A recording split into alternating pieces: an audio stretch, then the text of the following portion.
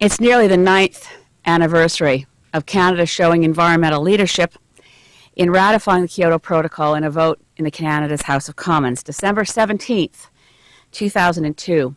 In the weeks leading up to that, as an individual, I've been very involved. CBC Radio with Michael Enright did a two-parter, Kyoto on Trial. And I was the lawyer for Kyoto and why it had to be ratified. And Canadian public opinion was running 80% in favor of ratification. And the House of Commons did the right thing. Prime Minister Chrétien did the right thing and ratified.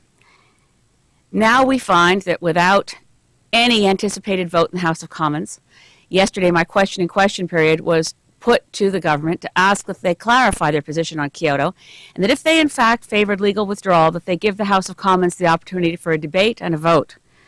I was told yesterday on a television panel by Parliamentary Secretary Michelle Rempel that I'd missed the debate, and it had been the previous week. Of course, she refers to the NDP Opposition Day motion on climate change, which can hardly be called an opportunity by the Harper government to debate something as substantial as this.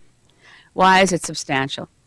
Well, on a multilateral level, this reflects the first time in Canadian history that Canada has ever legally withdrawn from any treaty on any subject that we have ratified. On the climate issue, the timing of this is perverse. Peter Kent, our Environment Minister, is just back with a delegation of over 70, and the government delegation negotiating in many rooms, and I watched their negotiators, in each room, making the agreements weaker, obstructing progress, and all the while pretending to be a Kyoto party. I spoke directly to the Secretary General of the UN Framework Convention on Climate Change because it was widely reported that in meetings with her, our Environment Minister had assured her that Canada did not plan to legally withdraw from Kyoto.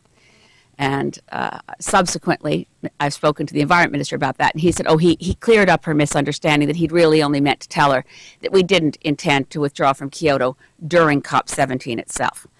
But I can tell you that most delegations there were reassured by the Environment Minister's meeting with Christine Figueres early in the conference and his assurance to her that Canada did not plan to withdraw. So now I'm worried about Canada's reputation on a couple of levels. One, of course, is at the multilateral level. Who will ever think that we're a trustworthy nation again?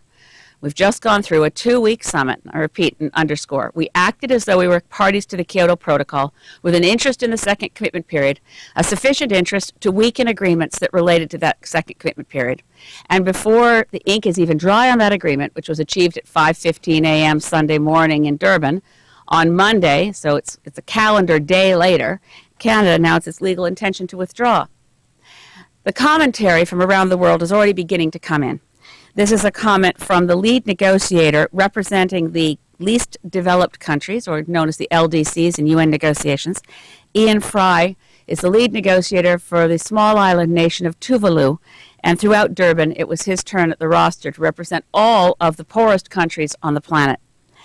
And his comment is this, quote, withdrawing from the Kyoto Protocol, oh, by the way, this is from Reuters News Service, quote, withdrawing from the Kyoto Protocol is a reckless and totally irresponsible act. It means that Canada has no obligations to address climate change until 2020, when the new agreement comes into place, and that's if Canada signs on to the new agreement.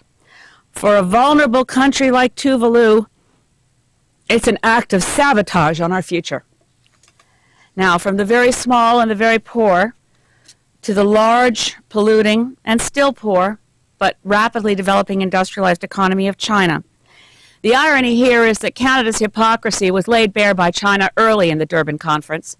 We went to Durban saying we don't want to sign on to a second commitment period under Kyoto because we want to make sure China gets involved and takes on targets.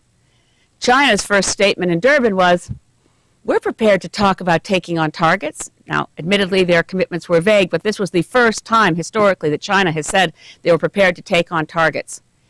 But China had a precondition. Industrialized countries have to sign on to a second commitment period under Kyoto. Reporters went to Peter Kent at that point and said, now that your condition of China becoming involved in taking on targets rests on a precondition that involves Canada taking on targets under the second commitment period of Kyoto, does that change your view of Kyoto? And of course, the Environment Minister simply said no. So China now has issued this statement.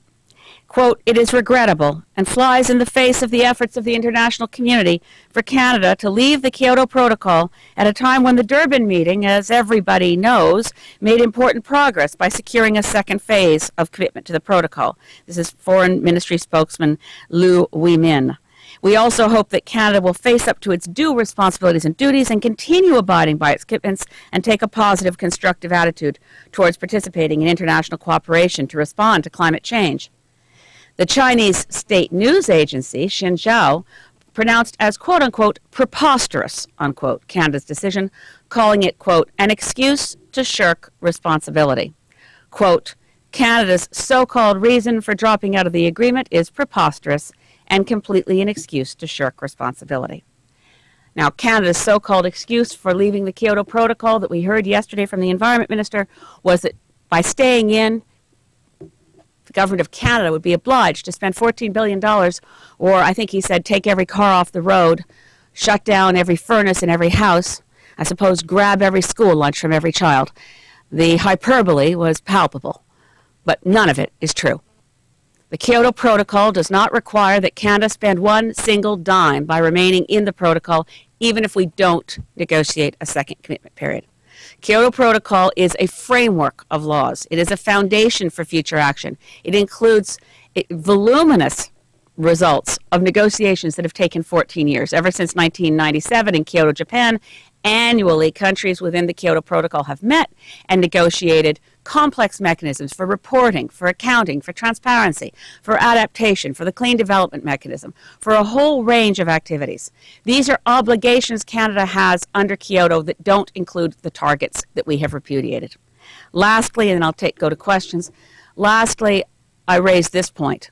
Not only has Canada just ended our commitments under an international treaty, I believe we are in violation of domestic law.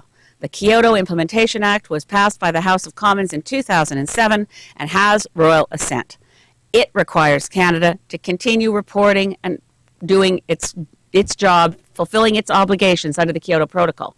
I wonder that the Prime Minister of this country thinks he can withdraw us from an international treaty, which was ratified by the House of Commons with no discussion in the House, and violate a domestic law with no discussion in the House.